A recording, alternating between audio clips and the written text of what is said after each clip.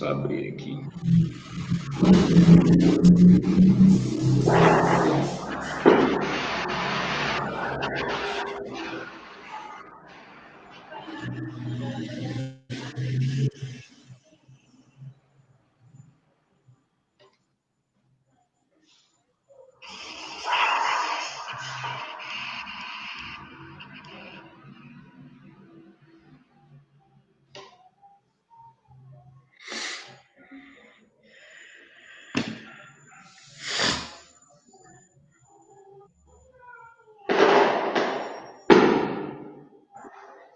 É uma festa aí, né?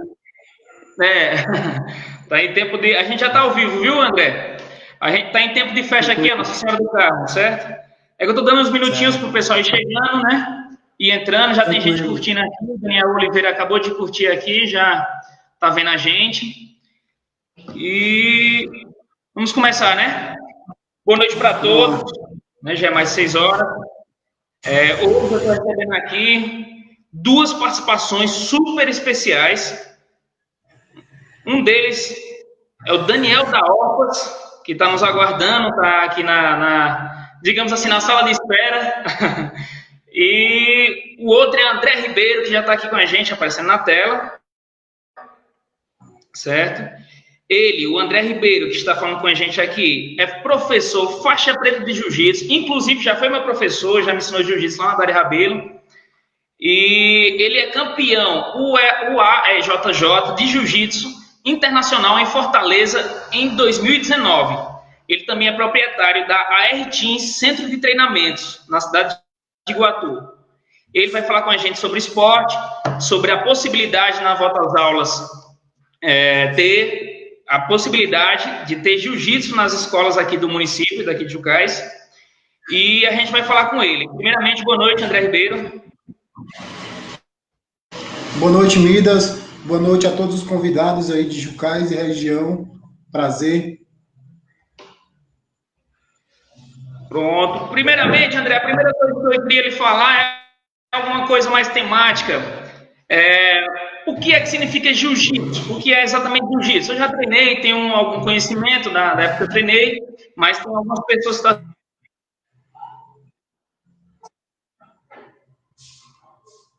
assistindo a gente que de repente pode não saber o significado. Pronto. O significado da palavra jiu-jitsu significa arte suave, tá? Ela foi criada no Japão, na era do imperador Meiji. Então, desde lá para cá, ele sofreu várias alterações, e uma delas cabe ao então Hélio Gracie, que é um brasileiro na qual adaptou algumas situações, alguns movimentos para o chamado hoje Brazilian Jiu-Jitsu, que é o estilo brasileiro de se treinar Jiu-Jitsu. É um Jiu-Jitsu na qual o fraco pode vencer o mais forte, usando meios de alavanca, ponto de apoio, e assim vai. Pronto, André. Só para a gente poder ter essa introdução, saber mais ou menos o que a gente sabe que a gente está num período de pandemia, e esse período de pandemia nos ensinou muitas coisas, né? A gente a valorizar mais as pessoas, a gente ser mais humano. Só que também nos ensinou uma coisa, que a gente tem que sempre estar fortalecendo os nossos anticorpos, a gente tem que estar em constante esporte. Por quê? Porque se a gente está se a gente tem contato com esportes, o Divino aí está entrando, está mandando um abraço. Se a gente tem mais contato com o esporte, a gente é esportista, a gente acaba tendo uma imunidade maior, e a gente sabe que a gente teve que pausar algumas práticas esportivas, justamente porque realmente na época dessa fica ruim. Mas em breve já tem vacina sobre isso, sobre o Covid, a gente está tendo a cura do coronavírus. Mas qual é a importância do esporte depois da pandemia, André Ribeiro? Por que é bom treinar, inclusive jiu-jitsu? É o seguinte, por nós sermos praticantes de qualquer que seja a atividade física, nós não estamos, como é que diz, imune ao coronavírus, mas o nosso sistema respiratório, possamos dizer que ele é um pouco mais forte, entendeu? A prática da atividade física em si ajuda em diversos modos.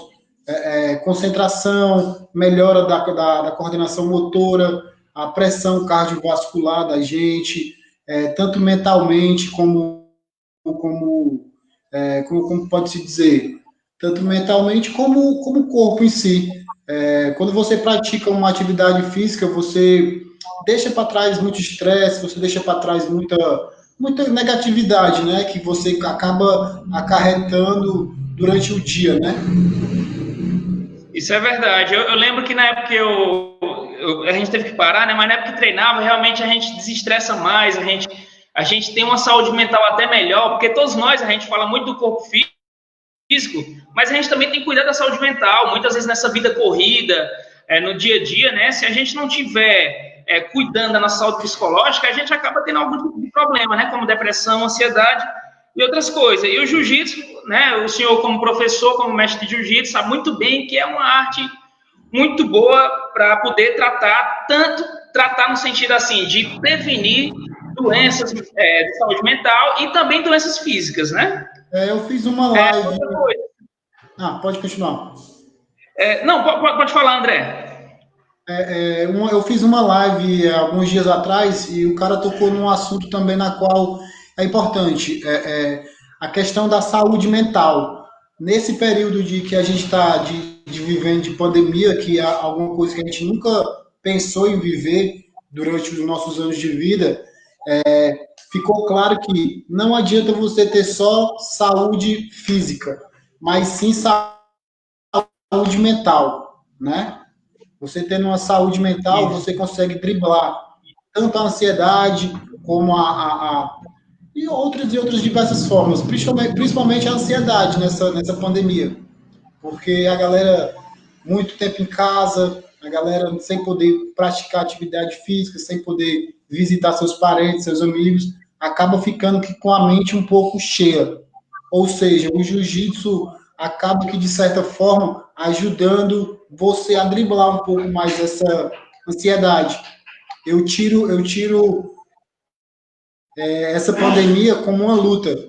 Tem hora que você está ganhando, tem hora que você está vencendo, mas o importante é você estar sempre lutando. Isso é verdade, André. É muito verdade mesmo. Outra coisa, uma das coisas que o jiu-jitsu geralmente previne muito, além de prevenir, ele trata, é a obesidade, né? Você tem algum exemplo, André, de pessoas que conseguiram tratar e saíram da obesidade por causa do jiu-jitsu? Sim. Na nossa academia nós temos vários exemplos. E um dos maiores exemplos que eu tenho é um aluno meu chamado Rodolfo, que ele era um cara obeso, tinha 110 quilos.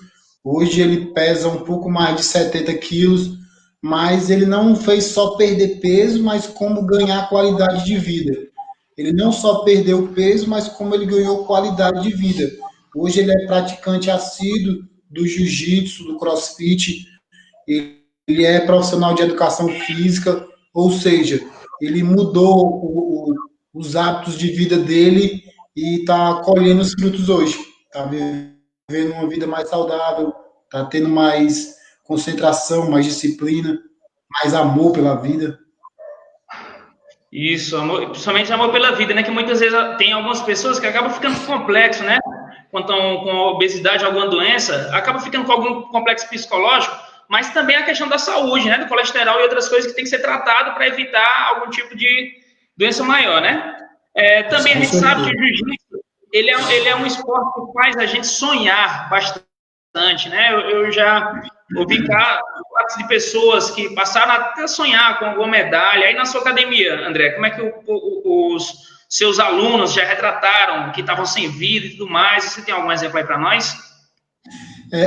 Midas, é o seguinte, o jiu-jitsu ele é uma ferramenta de inclusão social muito grande. A gente tem trabalhado durante esses 15 anos com todo tipo de público, tanto os competidores, como as pessoas que praticam o jiu-jitsu por hobby ou por querer tirar o estresse durante o dia de trabalho. E a gente acaba vendo que não é nem um sonho, mas é uma forma de conquista pessoal. Quando você procura quando você procura se engajar numa coisa para ser bom naquilo. Geralmente eu cobro muito dos meus alunos quando eu vejo que ele quer ser competidor, que eu vejo que ele quer seguir essa carreira de professor, essa carreira de lutador, eu incentivo muito, tá? Porque é muito gratificante você ter um aluno, você ter uma pessoa próxima a você que conseguiu realizar um sonho através do seu trabalho, através dos seus ensinamentos. Isso é muito bom. Nós somos uma equipe de competição, como você sabe, né? A gente foca muito em competição, tá? Não que a gente não trabalhe com outros públicos, mas o nosso foco maior sempre é a competição, porque é dessa forma que você pode colocar para fora seus sonhos, seus desejos, entendeu? E através da luta a gente consegue qualquer coisa, seja tanto no tatame como na vida profissional. Isso é verdade. Sobre a hierarquia, disciplina, André, o que você tem a falar? Bem, no jiu-jitsu a gente trabalha essa questão de disciplina, de hierarquia, a gente leva muito a sério. O jiu-jitsu ele é um esporte marcial que ele tem poucas faixas, diferentemente do judô, do karatê, de algumas outras artes marciais que tem inúmeras faixas. No jiu-jitsu a gente trabalha apenas com 5 faixas, da branca, azul, roxa, marrom e preta. Da branca à preta, você mais ou menos de uns 6 a 8 anos você consegue chegar à faixa preta. Dentre esse caminho, você tem que ser uma pessoa não só dentro do tatame, mas como fora do tatame. Eu procuro sempre passar isso para os meus alunos. Ser uma pessoa coerente, ser uma pessoa respeitosa, ser uma pessoa engajada a ajudar outras pessoas, tá? A gente no Iguatu, a gente sempre faz campanhas meio do ano, final do ano, para arrecadar alimentos, roupas, para ajudar o próximo, né? Porque o que eu sempre falo é que nessa vida só vale o que a gente deixa de bom, né?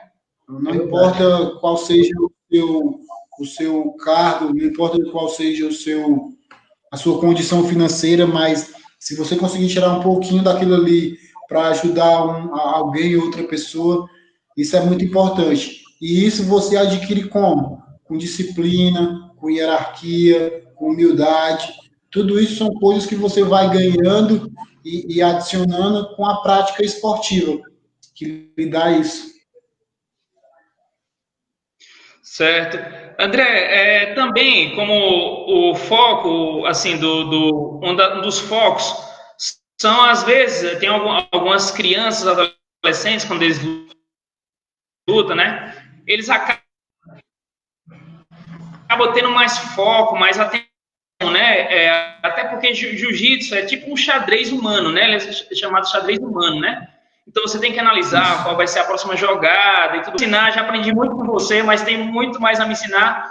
Me fale aí sobre essa questão. É importante para as crianças e adolescentes, para eles aprenderem essa arte quando passar nesse período dessa pandemia horrível. Seria interessante a gente ter uma ideia de ter no colégio aulas num contraturno para quem deseja lutar jiu-jitsu, às vezes aquelas pessoas que não têm condição de pagar, e daí vem o órgão público e pode chegar junto e sair. Qual a importância isso para a criança, para o adolescente, para as pessoas de classes sociais mais baixas? Midas, eu vejo o jiu-jitsu como uma ferramenta social muito importante.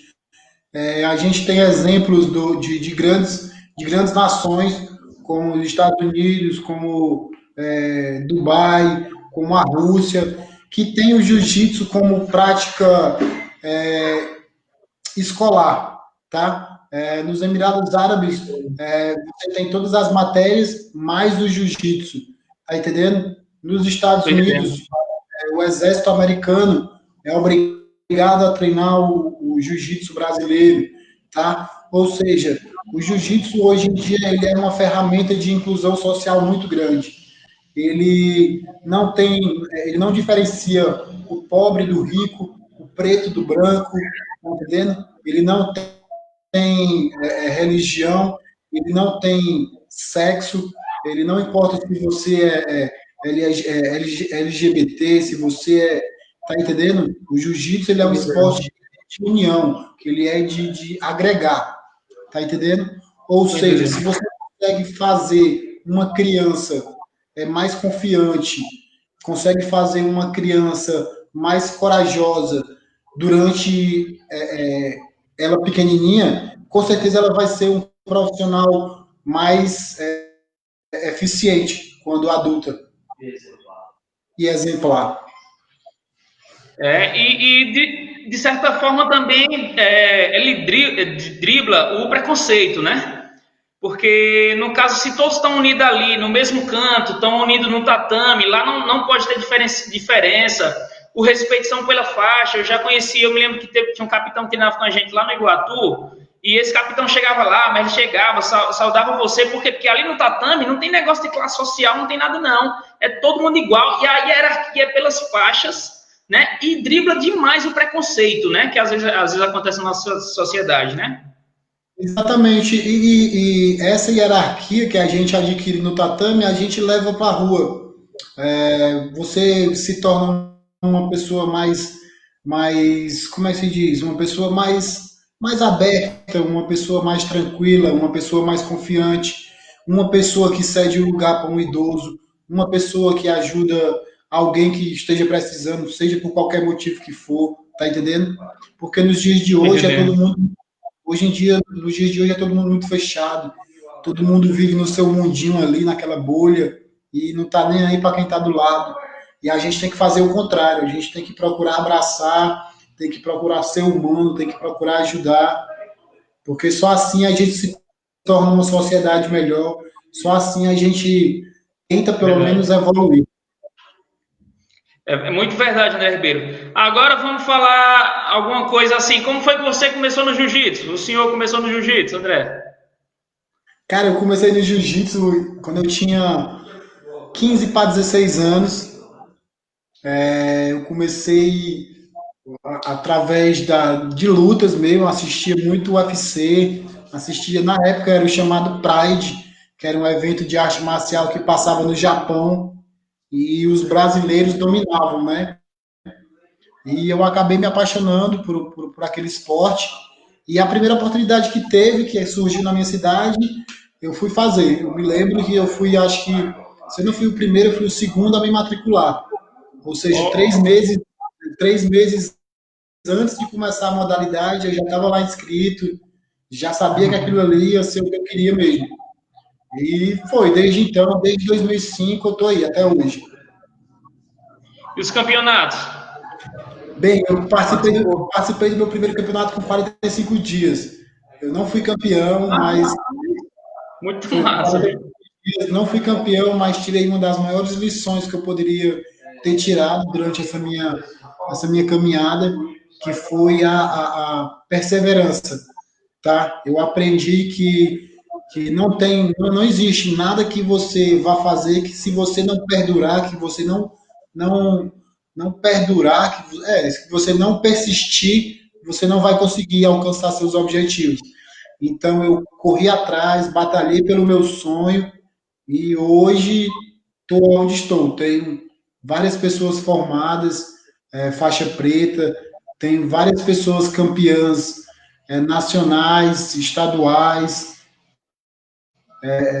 e isso para mim é muito gratificante. Foi através do jiu-jitsu que eu consegui colocar para fora uma das minhas mais, acho que é uma das minhas melhores qualidades, que é o incentivo. Eu gosto muito de incentivar as pessoas. Se eu conseguir, eu acho que outras pessoas também podem conseguir, e eu acho isso muito bom. Poder incentivar a pessoa, cobrar, vai lá, meu irmão, tu consegue. A pessoa dizendo, não vou, não vou, vai. E quando vê, ela vai e é campeã, isso para mim é muito bom. Pois é, André, só abrindo um parênteses aqui, anunciando o pessoal que está assistindo a gente, que daqui a pouco a gente vai ter Daniel da Orpas, um cara de São Paulo, e é um cara muito gente fina, muito gente boa, rapaz. Eu falando com ele, parece que já conhecia há muito tempo, e é que a gente se falou poucas vezes, mas a gente já passou a ter um carinho muito bom por ele. é uma pessoa que criou uma moeda local, que mudou a economia lá da cidade, do interior, na periferia lá de São Paulo.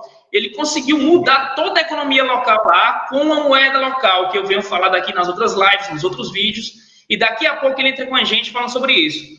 O Ellison tá falando aí sobre, ó, muito bom jiu-jitsu, tenho 10 anos de Wing Chun. Pronto, meu primo Ellison entrou aí, ele tá falando que tem 10 anos treinando Wing Chun, e realmente faz...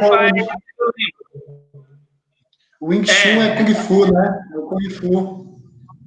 Isso, é Kung Fu.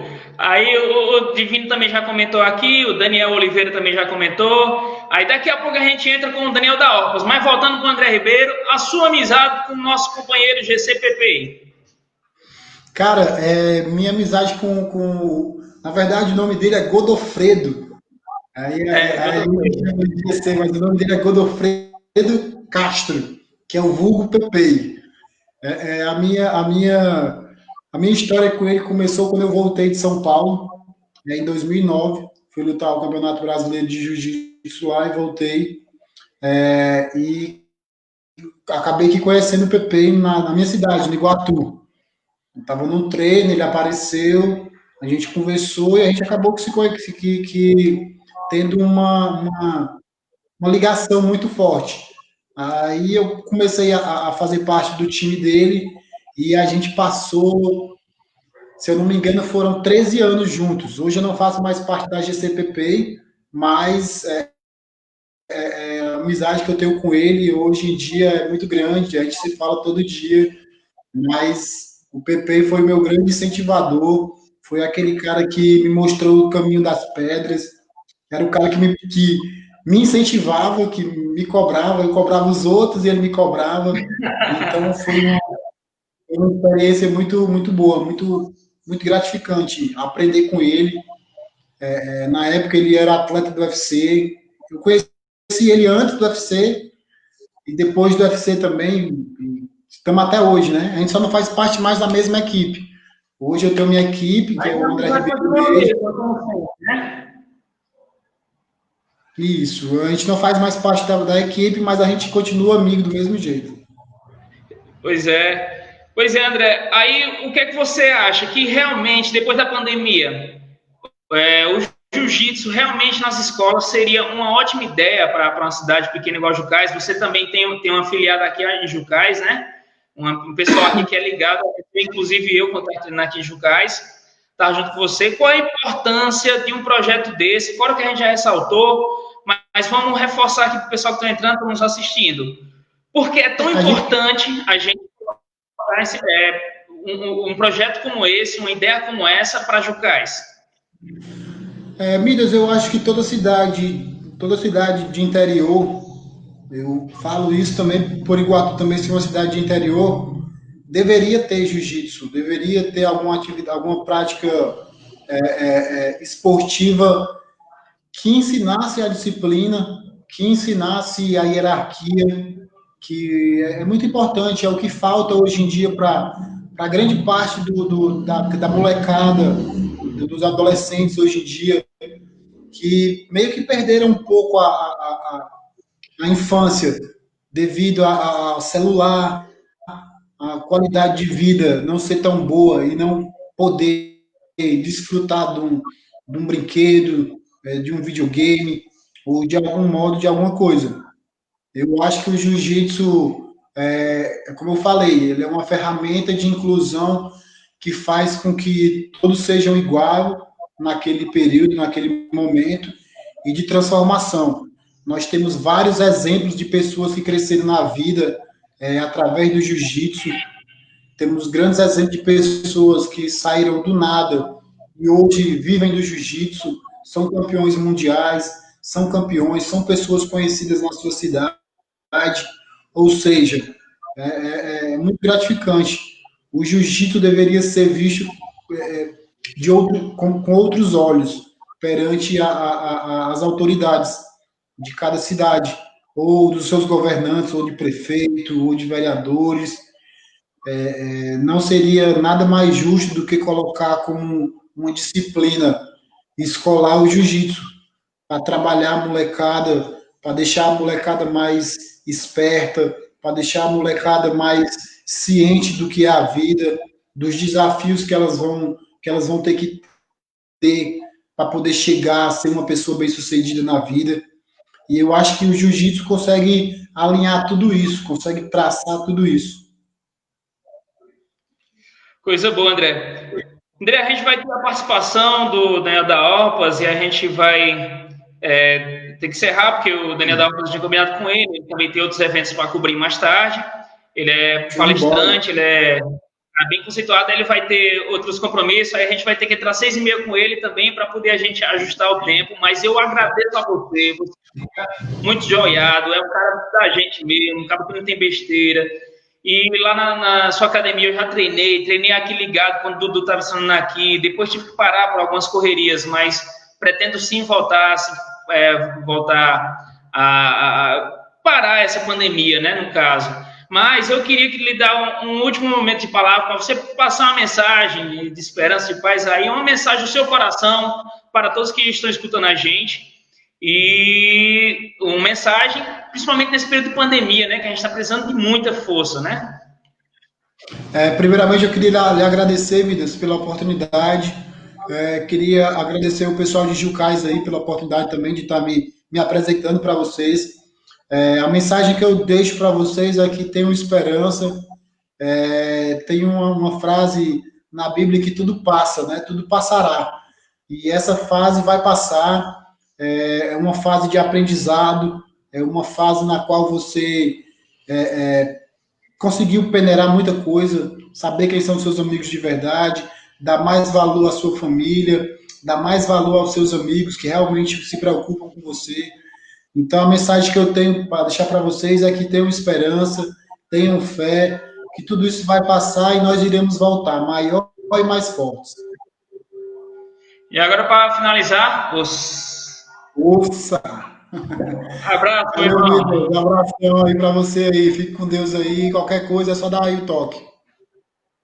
Da mesma forma, André. Pessoal, a gente vai entrar com o Daniel da Orpas. Vamos dar uma pausazinha só de 30 segundos, só para poder tomar uma água aqui. E eu entro com o Daniel da Orpas. É uma pessoa que vai falar sobre economia, sobre moeda local. Ele teve que enfrentar muitos desafios lá na periferia para poder mudar a realidade de lá.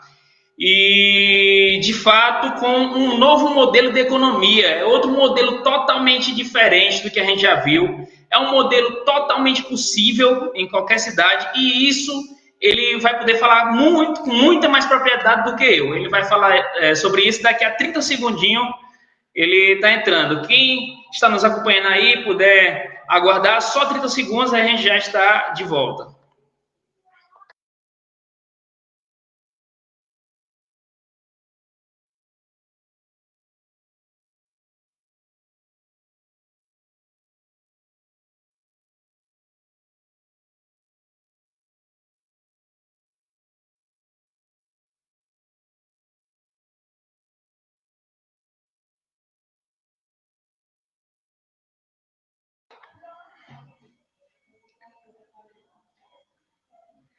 Bom, agora vamos entrar aqui. Foi menos de 30 segundos aqui, mas vamos entrar agora com Daniel da Orpas, que ele é fundador do Banco Comunitário Orpas, em uma comunidade de São Paulo.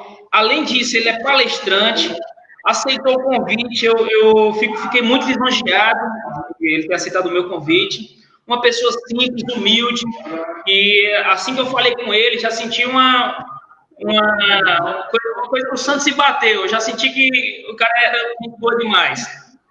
Ele é palestrante, fundador da OPA, Universidade Livre de Inovação, aceleradora Árvore Preta, Sonego Bistrô e idealizador da moeda social que antes era Orpas, agora é Quilombo. E ele também é pré-candidato a vereador na cidade de São Paulo.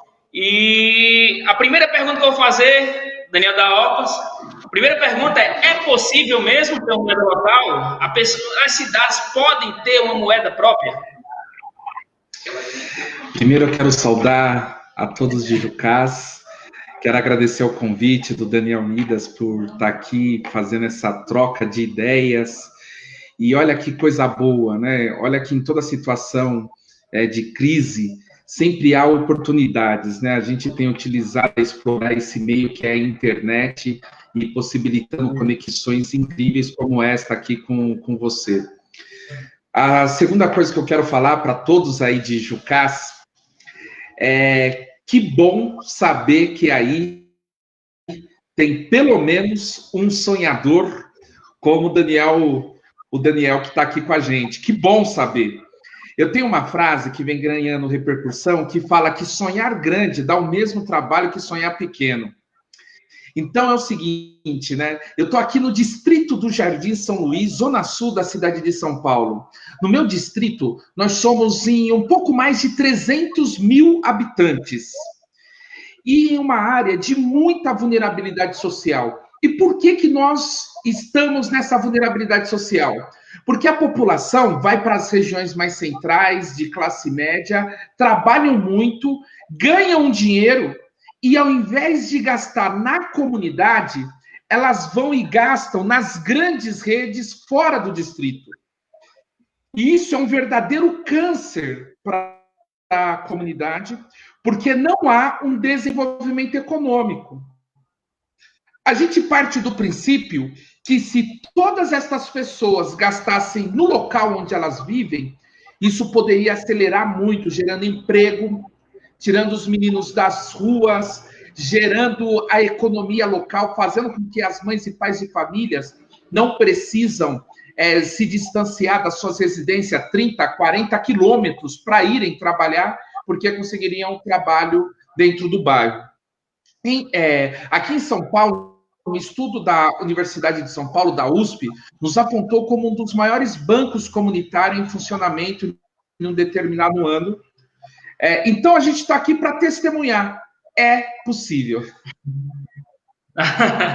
Daniel, a questão que você falou aí é muito interessante, porque eu venho falar disso aqui também. Aqui nossa cidade é uma cidade pequena, é uma cidade de 24 mil habitantes apenas, né? Deve estar em 25 agora, é uma cidade bem pequena. Mas, muitas vezes, as pessoas que ganham aqui, Daniel, como aposentados, como pessoas que recebem Bolsa Família e outras coisas que tem, os empregados do poder público aqui, os concursados, muitas vezes eles acabam gastando em cidades vizinhas que são maiores.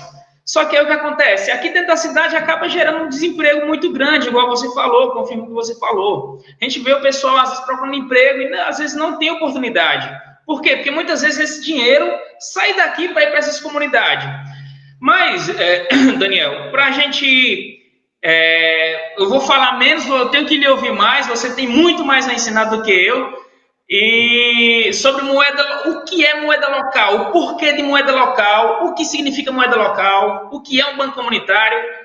Faça um arrematamento aí que você entende muito bem sobre isso. Boa.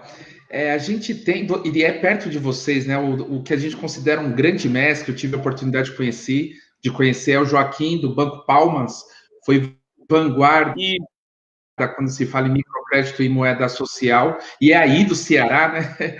E o Joaquim começa com essa história aqui no Brasil. A gente tem, quando a gente fala de moeda social, a gente costuma falar de microcrédito, e aí eu vou explicar o porquê. Então, a moeda social, ela tem que ser pareada no real, ou seja, uma moeda social, ela tem que equivaler a R$1, e ela não pode ser inflacionada, ou seja, você não pode cobrar um percentual a mais porque você aceita uma moeda social. Então, e você só pode colocar uma moeda social para circular se você tiver a equivalência em reais. Porque a qualquer momento, as pessoas que participam da rede, elas poderiam trocar a moeda social por reais ou vice-versa. Então, se você falar que vai imprimir 50 mil em moeda social, você tem que ter o equivalente guardado para que quando essas pessoas que estão com 50 mil de moeda, se elas quiserem trocar por reais, possibilitar que elas troquem por reais. Esse é o primeiro ponto. Qual que é o lance da moeda social? E aí o meu sonho era estar numa cidade com 25, 30 mil habitantes para poder fazer isso acontecer. Porque eu estou em um bairro que tem 300 mil habitantes, então é bem difícil, né? E aí, então, aí a gente tem... Você consegue fazer uma moeda social da cidade, né? O Jucás desenvolvimento local, Jucás moeda social, já pensou que da hora? Então, eu até criei o modelo do modelo da moeda Jucás. Pode continuar, Daniel.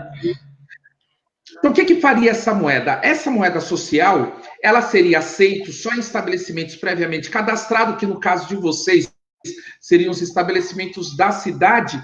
E ainda mais, se vocês quiserem ainda fazer a moeda associando a outras políticas públicas, como, por exemplo, fomentar o empreendedorismo das mulheres, como, por exemplo, fomentar o comércio em regiões mais vulneráveis da cidade, então você consegue direcionar quais são os estabelecimentos que aceitam para você trazer riqueza para esses lugares, ou para esses grupos, seja grupos de gênero, grupos étnicos, seja determinadas localidades. Então, a moeda vale 1 para 1, e aí tem esses locais que aceitam. Obviamente que no caso de vocês, essa moeda seria aceita só dentro do território da cidade, para evitar que esse dinheiro saia da cidade. Feito isso, há uma orientação para os empreendimentos que aceitam, para que eles deem incentivo para que as pessoas optem por pagar pela moeda social e não por outros meios de pagamento como cartão de crédito, débito ou o real. Qual é o benefício que o estabelecimento pode dar? Por exemplo, 3% de desconto, 5% de desconto, ou quem comprar com a moeda vai fazer parte de um sorteio mensal de algum brinde da loja, ou a cada 10 compras de moeda, você vai ganhar uma cortesia, enfim. Mas é legal que os estabelecimentos venham com uma estratégia de atratividade para que a pessoa ela queira tirar a moeda social da carteira e não o real ou o cartão de débito. E, por fim, para concluir, a estratégia da moeda ela anda muito junto com programas de microcrédito, porque uma das maneiras que você pode ter de ter a moeda circulando é você fazer empréstimos em moeda social para incentivar o consumo. Então, vai ter um banco comunitário, a pessoa vai lá, quero 500 Jucás, ou quero 500 moedas quilombo, ou moeda Orpas, né? Então, a pessoa vai no banco, ela consegue sempre, vou pegar 500, vou pagar em 3 vezes sem juros. Então, é uma lógica ao contrário do cartão de crédito, porque ela está pegando dinheiro parcelado sem juros, está circulando, ela paga menos por pagar com a moeda e ainda fortalece os grupos locais da cidade. Pois né, aqui é justamente até um vídeo que eu tinha feito, que é juntar a parte da produção local e o consumo local, né? Porque muitas vezes as pessoas saem daqui para consumir em outro canto, algum outro serviço, algum outro produto, até produtos que são fabricados, que poderiam ser fabricados aqui, acaba sendo fabricado fora, vindo para a cidade e o dinheiro indo para lá, gerando emprego lá e a cidade ficando sem emprego, né? Isso é legal que você está falando. Quando você vai nessa direção, aí você também consegue organizar a produção local, o comércio local. Por exemplo, há uma demanda, por exemplo, dentro da cidade por sabão. Sabão. Então, ao invés de comprar das grandes marcas, que é produzido em outras cidades, em outros grupos, a cidade poderia se organizar para fazer a produção de sabão e vender para a cidade, pelo menos o de pedra. Você tem uma questão do impacto ambiental que diminui por conta de que olha, essa gordura não vai... E aí você consegue organizar e falar, galera, agora é o seguinte, sabão em pedra... A Jucás produz, não precisa comprar mais do Omo, das grandes marcas. E isso você vai gerar uma riqueza, porque um grupo de pessoas começa a ser produtores, comercializar esses itens, gera riqueza, e vocês vão organizando o comércio. Então, por exemplo, o pessoal usa roupa, seguramente. Da onde vem as roupas? É da Nike, é da Puma, é das grandes marcas. Galera, vamos criar aqui uma marca da cidade, vamos incentivar os jovens para que eles criem as suas marcas e vamos consumir local. Então, quando a gente fala de moeda social, a gente está falando de uma estratégia maior, que é desenvolvimento econômico local, que ela passa pela moeda social, ela vai passar pelos programas de microcrédito, ela vai passar pela orientação aos comerciantes e produtores, e aí isso é uma rede integrada que vai gerar riqueza para todo mundo.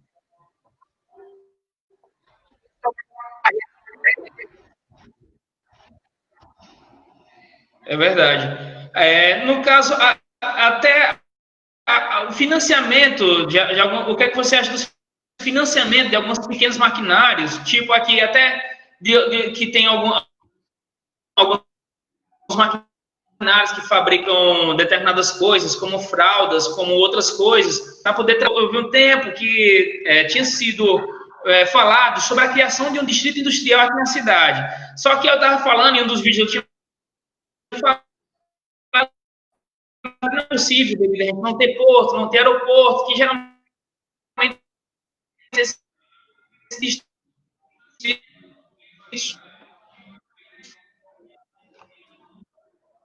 Então, o que é que você acha de fornecer uma sangria de produtos vindos de fora? Perfeito. Eu não sei se vocês me escutam bem, deu uma falhada no áudio, mas eu vou ver se eu captei aqui a questão. A cidade, ela tem que investir em tecnologia para que ela possa oferecer dentro da própria cidade e aí exportar para as demais cidades produtos de maior valor agregado. É isso que gera riqueza. Então, você pode, sei lá, vender algodão para outra cidade, ou vender a fralda feita, ou vender outra. Quanto mais agregado o produto, a gente deixa de consumir de outros produtores fora da cidade e a gente acelera esse processo de riqueza da cidade. Você disse que na cidade tem, por exemplo, bastante aposentado. Perfeito. Isso é uma forma, um valor que vem, que eles conquistaram com muita luta, com muito sofrimento, mas que está vindo aqui, né, do INSS, da federação, para dentro da cidade. Esse dinheiro, ele tem que ficar na cidade, ele não pode ir para as outras cidades. E a cidade tem que fazer uma reflexão do que falta. Por que as pessoas estão indo para fora? Estão indo atrás do quê? Por quê? E aí a gente tem que fazer uma reflexão profunda e sincera para a gente reorganizar a cidade para que ela seja atrativa para os moradores de Jucás, e não só de Jucás, que quando for para os moradores de Jucás, também vai ser para as cidades que estão na fronteira, que vão começar a vir e gastar dentro. Isso vai gerar muita riqueza para a cidade. Agora, para ter esses investimentos em maquinários, o ideal é buscar por investimento do BNDES ou de algum tipo de outro banco. O banco comunitário, se ele for investir em máquinas de alto valor agregado, que tem um custo maior, aí tem que ver como que o banco capta, esse banco comunitário vai captar o recurso, mas o banco pode se descapitalizar e não ter uma abrangência tão grande porque investiu numa máquina de 50 mil para uma pessoa, enquanto poderia ter dado 50 microcréditos de R$1.000 ou 100 microcréditos de R$500. Então, aí, a única coisa, na hora da gente ver o investimento de máquinas que vai trazer essa tecnologia para a cidade, é ver qual seria o melhor caminho de investimento. Fazer parceria, né, entre o banco comunitário e algum banco privado que possa fornecer esse capital, alguma coisa, né, para poder ter esse capital emprestado para as pessoas gerarem a produção local, né? Exato. Tem uma informação técnica que 5% do depósito compulsório, o depósito compulsório, todo banco ele tem que pegar aquele dinheiro que as pessoas depositam lá na poupança tal, eles têm que pegar um percentual disso e deixar reservado no Banco Central como uma garantia, para que o banco não empreste todo o valor que ele tem disponível. Uma parte desse valor que o banco tem que deixar guardado no Banco Central, que a gente chama de depósito compulsório, uma parte desse valor, o banco ele pode fazer operações de microcrédito. O que isso significa? O que significa que pequenos bancos podem se associar a grandes bancos para que tenham o que a gente chama de funding, de orçamento, para poder financiar suas operações. No caso da Orpas, somos um dos poucos bancos comunitários do Brasil que não estamos associados a nenhum banco privado ou a nenhum órgão governamental, por opção. A gente entende que o banco comunitário é uma ferramenta comunitária que está fora do sistema do governo. Então, a gente não se submete ao governo, porque a gente entende que se o governo estivesse fazendo a parte dele aqui na nossa comunidade, nós não precisaríamos criar banco comunitário. No nosso caso, né, que eu estou numa área de muita vulnerabilidade, ali em São Luís, esquecido por tudo e por todos. Então, no nosso caso, nós optamos por ser um banco comunitário raiz, de resistência, que não se submeteu ao público.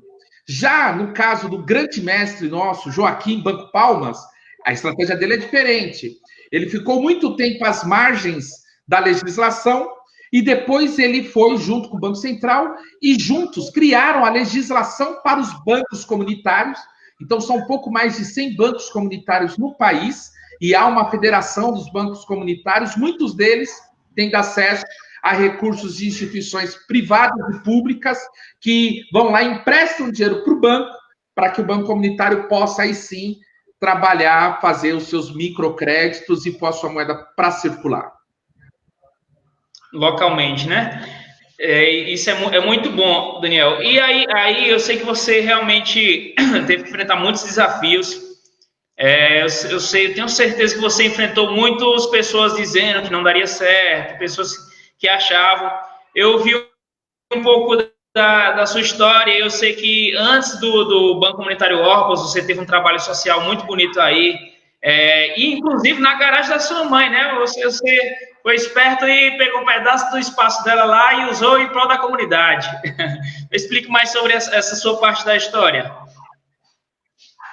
A maior dificuldade que a gente vai enfrentar para realizar os nossos sonhos está entre a nossa cabeça e o nosso coração. Essa é a maior distância para percorrer. Quando a gente alinha os nossos pensamentos com a nossa paixão, com a nossa emoção, somos capazes de fazer coisas incríveis. Então, foi aqui no quintal da minha casa, num quartinho que a minha mãe utilizava para passar roupa, que eu fundei a Orpas, Obras Recreativas, Profissionais, Artísticas e Sociais, que já fez muita coisa nesses 15 anos de fundação. Foram mais de 2.000 alunos que nós formamos desde a fundação. Eu estive presente em 50 viagens internacionais, 50 projetos internacionais, em 15 países diferentes. Tivemos a oportunidade de fundar a Orpas na Argentina, em 3 cidades diferentes da Romênia. Criamos aqui dentro da Orpas uma iniciativa chamada Troféu Periferia Brasil, que é considerado os Oscars das comunidades. Fizemos, no ano passado, a primeira edição fora do estado de São Paulo, em Minas Gerais. Para o próximo ano, estávamos previstos de fazer no Ceará, e seguramente a gente vai ter o Daniel com a gente, participando. Então, fizemos um Troféu Periferia, criamos aceleradora de negócios. Por ano, eu falo para mais ou menos 10.000 pessoas nas palestras e nos eventos que a gente produz. Então, aquilo que a gente começou aqui, em um quartinho de uma família simples, humilde, da região periférica de São Paulo, se tornou uma iniciativa que impactou milhares de pessoas dentro e fora do Brasil, que tem inspirado iniciativas em todos os lugares, como agora aí no Ceará. O pessoal foi lá buscar para mim a nossa caixa forte, e aqui eu quero mostrar para vocês a nossa primeira edição das moedas. Deixa eu pôr aqui na câmera. Aí, ó, pronto. Era um momento que eu estava esperando para ver. Ó! Então, essa aqui é um Orpas, que equivale a R$1. Aí nós temos aqui 10 Orpas, que equivale a R$10. Os 5 Orpas. E você vai observar nas nossas Orpas que elas têm figuras da comunidade, mulheres, muitos negros, né, que estamos em um distrito com uma população étnica negra, que se tornou moeda social, que se tornou que se tornou moeda. Então, aqui a gente tem essa nossa riqueza. Aqui, ó. Cortou um pouquinho, Daniel, a sua câmera, acho que ele cortou só um pouquinho, assim, tá travada a sua imagem. Dá uma olhada aí, uma mexida. Ah, voltou, tá aparecendo agora. Mostra essa outra imagem que você mostrou. Eu vou mostrar aqui. Nós temos aqui. Não sei se deu para ver. Agora tá dando para ver. Inclusive, o Jardel Franco Silva tá falando aqui, grande Daniel da Orpa, sempre bom compartilhar esses conhecimentos. E realmente é muito bom ter ele aqui, Jardel. É muito, muito bom. Ele serve de inspiração para a gente aqui, na luta que ele teve aí para montar esse projeto que é muito bom. Mas tem também a moeda quilombo, Daniel? Você já tem a moeda quilombo aí? A quilombo, eu vou ver se está aqui na caixa. É porque apareceu agora, eu acho que tem algum problemazinho na câmera. Aí, pronto, bora ver agora. Voltou, né? Tá. A moeda quilombo, a gente não tá com ela aqui. A gente só tá com a primeira edição da Orpas aqui. A outra ficou lá no escritório. Não, mas tá bom demais. E de outra, eu, com certeza, se você me der outra oportunidade, eu quero receber você também outras vezes, então a gente vai poder ver também o quilombo. Mas conte mais sobre o desafio. O que é que as pessoas falavam quando você falou da criação de uma moeda local? Alguém disse que você estava doido, que você era louco? Alguém chegou a falar alguma coisa desse tipo? Ou foi tudo tranquilo? Todo mundo acreditou de primeira e achou que era capaz, ou uma boa parte das pessoas duvidaram? Muita gente falou que eu estava ficando doido, né? Porque imagina, né, pra gente que é de uma comunidade com pouco recurso financeiro, falar que vai criar um banco, e isso parece uma loucura. E as pessoas falavam, você está ficando doido. Eu falei, tá tudo bem, é isso. E é muito louco hoje, né, que depois eu tive muitas matérias vinculadas em grandes veículos, Ministério do Fantástico, Globo News, dentre outros canais de muita repercussão nacional. E hoje eu rodo o mundo, o Brasil e o mundo, dando palestras, falando das tecnologias sociais que desenvolvemos aqui na comunidade. E é muito doido você ver que aquilo era um sonho grande, que a gente acreditou, que a gente conseguiu compartilhar para outras pessoas da comunidade, e esse sonho hoje ganhou o mundo. Isso é muito bom, e inspira a gente, né? Você inspira muito a gente aqui a continuar nessa batalha, que é um pensamento que eu já tinha há muito tempo, eu já conhecia o modelo de banco comunitário e modelos, não do jeito que você conhece, obviamente, você está dentro, você conhece de longe mais do que eu, mas pelo menos eu sabia mais ou menos o que significava, e eu queria, era uma das coisas que eu tinha de ideia aqui para o nosso município também, né? Você, Daniel da Orpas, aí é uma liderança muito forte. Eu até agradeço a simplicidade que você teve ao falar comigo, você em todo momento me atendeu, e isso diz muito sobre a pessoa que você é. Mas eu queria que você deixasse uma promessa para nós, que vai voltar outro dia, deixasse uma promessa, que ia tirar um tempo para nós outro dia, para a gente poder conversar novamente.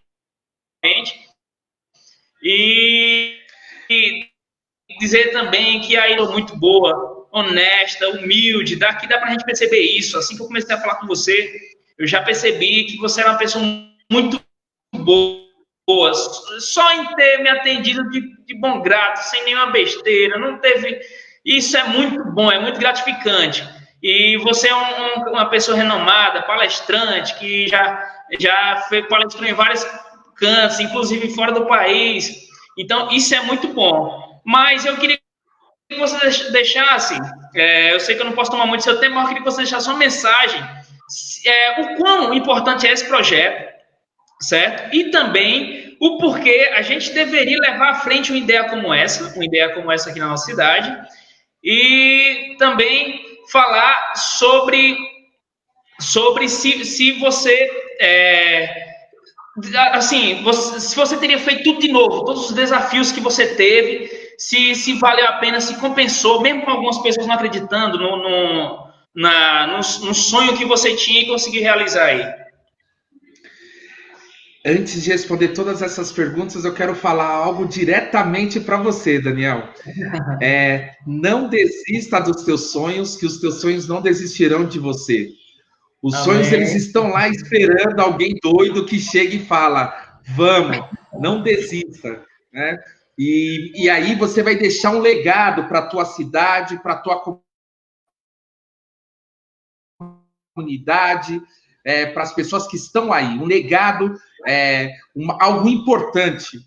E a segunda coisa que eu queria deixar para você é, tudo que é grande começa pequeno. Comece com essa iniciativa aí, nem que você vai na gráfica do lado, rode numa tecnologia simples, com 2 estabelecimentos, com 3 estabelecimentos que seja. Porque tudo que é grande, um dia foi pequeno. E eu tenho certeza que no futuro a gente vai ouvir falar dessa moeda social de Jucás e vai ser muito legal. Segunda coisa, não só a gente vai se encontrar aqui pela internet, mas eu tenho agenda programada para o Ceará, na região de Jijoca, perto de Cruz, Jijoca de Jericoacoara. E quando eu estiver indo para lá, eu estou me tomando a liberdade aqui, que eu vou te passar a agenda para que eu possa ir aí conhecer essa cidade maravilhosa, a Igreja Matriz, que é linda. Será bem-vindo demais. E aí, quando eu subir para o Ceará, eu vou falar contigo para que você me dê uma atenção, passe um dia aí para conhecer a cidade e falar com as pessoas que queiram sobre esses projetos que a gente toca aqui. E aí é o seguinte, para responder as perguntas que você fez, a moeda social ela é muito importante, principalmente para o pequeno.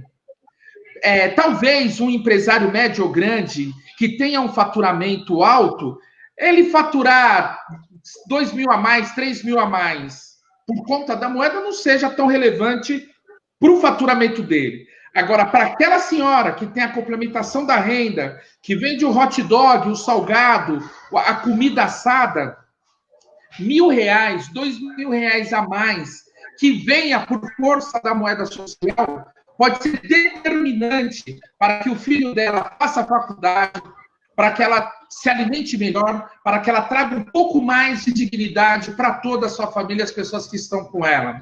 Então, quando a gente pensa em moeda social, a gente tem que pensar na fraternidade e generosidade de quem tem um pouco mais de condições, olhar para aquele pequenininho, aquele que está começando, que está precisando de apoio.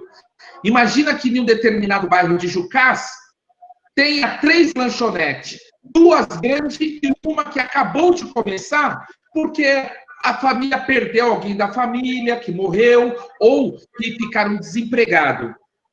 Imagina, então, que nesse bairro, esse pequenininho aceite a moeda e que as pessoas priorizem o consumir no pequenininho por conta dessa questão social que envolve.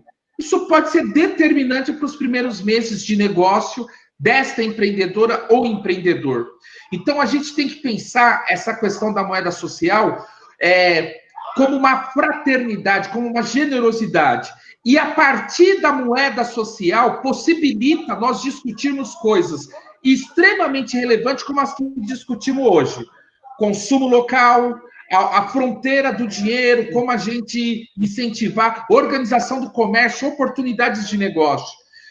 Quando a gente começa a discutir tudo isso, o papel moeda, ele é o menos relevante.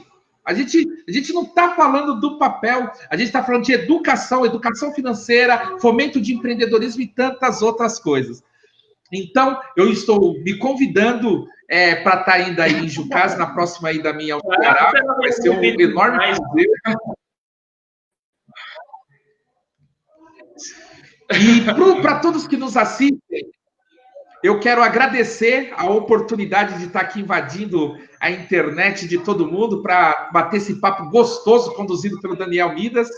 Desejar sorte para o Daniel no pleito, que também está na situação de pré-candidato, e é muito legal a gente ver sonhadores, pessoas com visão empreendedora, querendo ocupar o público, para a gente renovar o público, para a gente poder trazer ar novo para o público, porque o povo precisa dessa renovação, porque o povo está cansado da mesmice de pessoas que estão há 2, 3, 4, 5 mandatos e que não trazem uma proposta de inovação que atenda à demanda do povo. Daniel, muito obrigado pelo carinho e pela atenção de estar aqui com você na tua rede. Daniel, só mais uma coisa antes da gente encerrar. O que você falou aí de renovação é muito verdadeiro. Ó, a Vânia aí está falando, Vânia Catarina, o Daniel Faria, nosso querido Dani, pura verdade. Aí só sei eu que estou falando, não.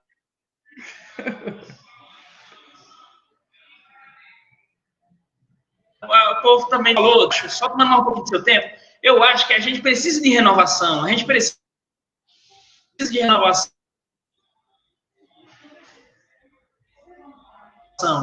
Tanto aí quanto aqui, a gente precisa de pessoas sonhadoras, que enfrentou batalha. Eu imagino tanto de coisa que você já não enfrentou para poder conseguir montar a estrutura que você montou, para poder chegar onde você chegou. Deve ter enfrentado os mais diversos problemas. Isso mostra muito que você tem resiliência, é uma pessoa resiliente, que sabe resolver problemas. Então, a Câmara Legislativa daí precisa de renovação também, certo? Eu desejo também boa sorte na sua condição de pré-candidato. Você é uma pessoa que merece demais, já mostrou que merece, com suas atitudes, com suas ações, certo? O seu jeito humilde de ser, de falar com a gente. O pessoal lá do interior do Ceará liga para você, de repente você atende numa boa, atende e ainda em cima do tempo. Não foi nem muito agendado muito antes. Foi tudo muito em cima da hora. Mesmo assim, você foi lá e aceitou o convite. Uma pessoa humilde, dá para perceber isso de longe. Aqui também na cidade de Jucás é uma coisa também que eu acho que é necessário. É necessária renovação. Por quê? Porque o que a gente vê às vezes é mais do mesmo. É pessoas que ocupam cadeiras. São pessoas que sentam e vão estar ali marcando sua presença. Muitas vezes nem marca presença. É uma coisa que acontece muito. Na Câmara, às vezes, a gente vê que tem pessoas que falam, né? Outras pessoas, às vezes, não têm um sonho diferente, um projeto, uma ideia diferente, coisa nova para mudar a sociedade. A gente vive reclamando, nós como cidadãos, a gente fala, não sei o quê, os políticos não prestam, mas somos nós que escolhemos. Se nós, como cidadão, é quem escolhe, então a gente deveria ver quem estava escolhendo. Por quê? Porque se a pessoa vai fazer mais do mesmo, qual é a necessidade dele na Câmara? Ocupar uma cadeira? A cadeira que ele vai ocupar ali, vai tirar, muitas vezes, vários empregos de outras pessoas. Por quê? Porque uma pessoa que chegue lá e faça algo diferente, ele vai gerar emprego. Igual você aí também, da mesma forma. Quem ocupa a cadeira por sentar aí na questão de São Paulo, quem ocupa por ocupar, chega lá e senta e acha que tá bom demais, recebe seu salário todo mês, e não faz nada em prol da comunidade, em prol dos munícipes, em prol do povo. Então, o que adiantou ele ganhar essa eleição? O que adiantou estar lá? Então, eu acho que nós, como cidadãos, a gente tem que aprender a escolher mesmo, a ver quem está com vontade de fazer, quem está mostrando ideias diferentes, quem já provou. Aí em São Paulo você é um grande exemplo, certo? De perseverança. Então, a gente precisa dessa mudança. Ou é isso, ou então continuar mais 4 anos do mesmo jeito, para depois decidir mudar mais 4 anos para frente, para depois mais 4 anos da frente, e nesse 4 anos se passa 15 anos, 20 anos no instante, e nada a gente vê mudar a nossa comunidade, a gente fala a mesma frase. Rapaz, a gente não vê nada mudar, a gente não vê nada, mas a mudança tem que partir da gente. A gente tem que escolher as pessoas que realmente não querem apenas ocupar uma cadeira, que querem fazer em prol da comunidade, que tem ideia, que tem a vontade de fazer. E aí você, na condição de pré-candidato, é um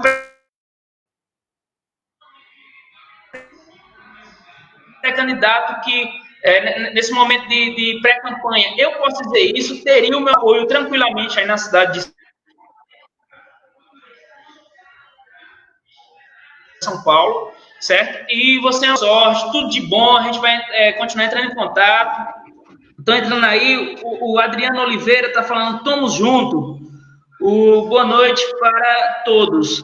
A Juliana Barbosa também entrou, Ju Cairo Camille Quinara. Beijos, Dani. Aí, tá mandando beijos para você aí. E, então, assim, legal, eu desejo... Adriano... E eu quero que você deixe mais uma mensagem de paz e esperança no meio de tanta coisa ruim que a gente está vivendo. Legal, agradecer a presença também o Adriano, que está nos assistindo lá da Paraíba com a família dele. Um forte abraço. A Juliana e a todos, a Ivânia, Jardel, todas as pessoas que estão nos acompanhando. A mensagem de esperança é assim, né? O sol, todas as manhãs, ele nasce, ele brilha, e mesmo que o tempo esteja nublado, o sol ele está lá e a gente consegue sentir na luz, na claridade. A gente está passando por um momento de pandemia, mas isso vai passar, a gente tem que aguentar firme. Daí a necessidade da gente pensar em tecnologias novas para dar suporte para um momento pós-pandemia que vai exigir muito de nós todos. A gente vai ter que ser muito inteligente para a gente não estender uma situação de dificuldade econômica, de miséria. Então, nesse sentido, quero dizer que aguenta firme, tente ficar em casa, se sair, máscara, álcool em gel, vamos tentar ao máximo resguardar as vidas e a gente não perder a esperança de que essa pandemia vai passar, dias melhores virão, e aí a gente vai poder se abraçar, fazer churrasco, estar junto das pessoas que a gente tanto ama e das pessoas que comungam das mesmas ideias de progresso em suas cidades, em seus estados. Eu agradeço mais uma vez, Daniel. Um abração, meu irmão. Qualquer coisa, estamos às ordens. E como você falou que vinha lá daqui do Ceará, eu quero que passe aqui, venha almoçar aqui comigo e conhecer também uma parte aqui do meu povo aqui, e a gente andar junto aqui pela cidade, conhecendo algumas coisas. E quem sabe, dependendo da sua agenda, não sei quando é que vai ser exatamente essa agenda que vem para aqui, a gente já está fazendo um lançamento dessa moeda com você já aqui, inclusive, né, na nossa cidade. Pois, meu irmão, abraço para você, certo? Até mais. E foi um prazer falar com você. Valeu. Muito obrigado. Obrigado pela oportunidade. Valeu.